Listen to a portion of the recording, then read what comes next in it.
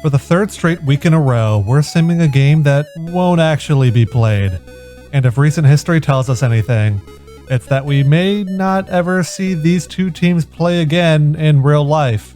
So this sim may be as close as we'll ever get to watching this rivalry game play out. Usually I use the rosters from the Tuesday depth charts for these simulations, but this game was canceled before those were released, so I'm just going to assume Aaron Allen gets the starting nod after slaying UAB. Let's see how long it takes for the Bulldogs to crush the spirit of the Warhawks. Wait, what? ULM starts the game with a long kickoff return. But after the Warhawks start driving, quarterback Colby Suits gets pulled down from behind and coughs up the football.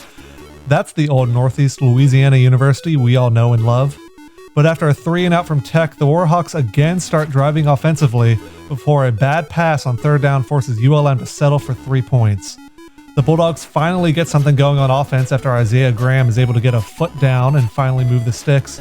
But on third down, Allen tries to take off but gets pulled down just past the line of scrimmage. But the Dogs go for it on fourth down. Allen takes a deep shot to the end zone that's not even close. On the next drive, the Bulldogs force a 4th and inches, and instead of trying to run up the gut, the Warhawks elect to go for it and air the ball out without any success.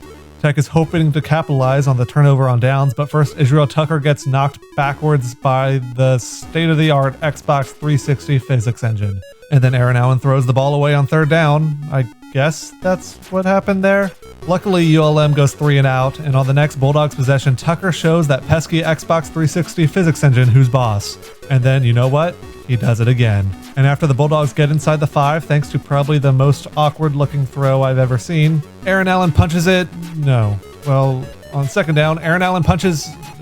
No. Okay, third down, Allen finds Hardy, who drags his feet 3 yards from the back end zone line, I guess just to look cool. Either way, Tech is now rightfully on top.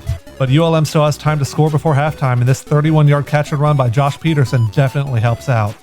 Then after some more yardage is gained, Jonathan Hoda gets tackled in a way that both looks like a lot of fun and also pretty painful. But luckily the Tech defense is able to stand strong and force another field goal.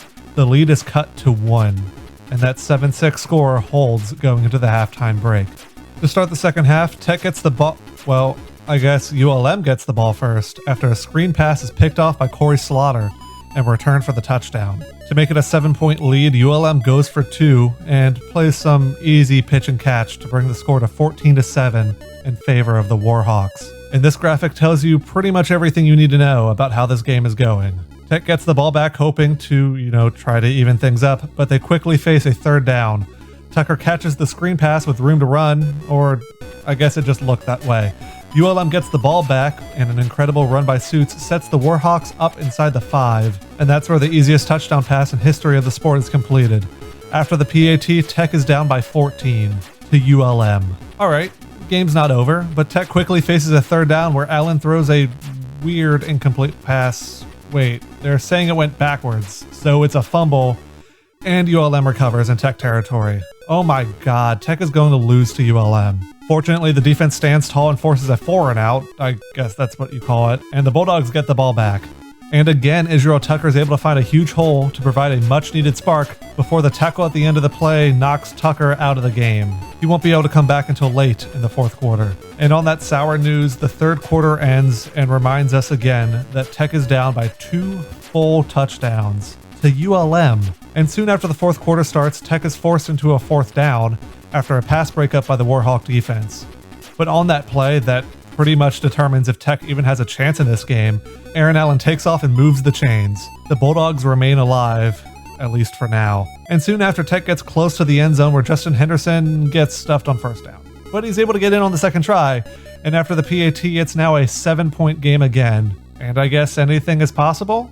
ULM is faced with a 3rd and manageable, but after a screen pass is completed, the Bulldog defense swarms to the ball to force a punt. With 3 minutes left, Tech actually has a shot. And even with so little time left, Tech needs to run the ball because that's really all that's been working tonight. And Justin Henderson shows you why with his huge pickup, where he carries a defender for over 5 yards. A few plays later, Henderson gets the ball again and is just barely denied to the end zone, but on the next play, Allen finds him in the flat to give Jacob Barnes the shot to tie the game with the extra point. Eventually, I guess.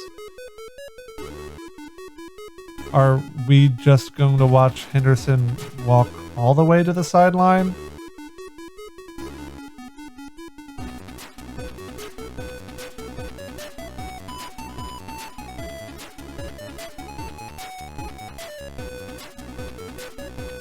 And stand there. And keep standing there. Actually, let's fast forward this. How long does this keep happening for? 5 minutes. Okay, cool. Eventually, Cody Russi just takes the ball straight into a defender to, I guess, unbreak the game somehow. That's technically a false start, so the Bulldogs are backed up 5 yards for the PAT, and Barnes will have to kick the ball a little further to tie up the game. Is this weird glitch the thing that decides the game? Nope, because Barnes is really good at kicking. But remember, the Warhawks still have a shot here. There's time left on the clock, even if the first down pass goes nowhere. But on second down, quarterback Suits throws a deep shot down the field right into the hands of BJ Williamson. Now Tech may have a shot to take the lead before overtime. With 3 timeouts, Allen takes what the defense gives him, and Isaiah Graham gets pummeled into the ground after gaining 5 yards. So Tech calls a timeout, or they don't. They rush back to the line and stand there. 30 seconds and 3 timeouts, about 25 yards from field goal range, and the Bulldogs just choose to let the game go into overtime. Wow. Oh, hey, look, they finally snapped it. I was too busy being mad about this.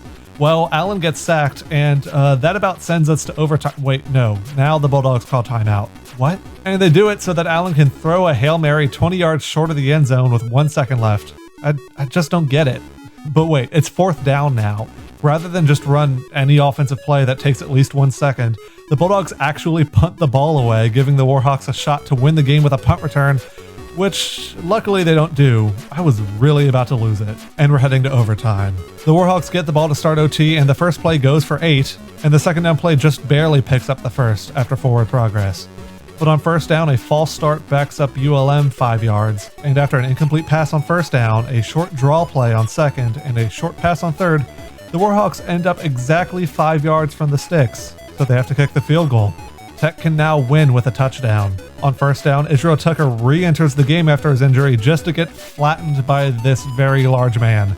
But he gets up and is able to pick up the first down on the next play. Tucker gains a few more here, but on 2nd and 4 from the 7-yard line, Aaron Allen drops back, finds nobody open, rolls to his right, takes off towards the end zone, powers his way in for the victory. It may not have happened like you imagined it, but Allen wins the game for the Bulldogs in overtime. This marks the 30th win over the Warhawks and the 7th straight in a row.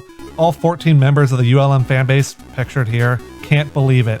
Tech comes back from a 14-point deficit in the 4th quarter to take this one 27-24.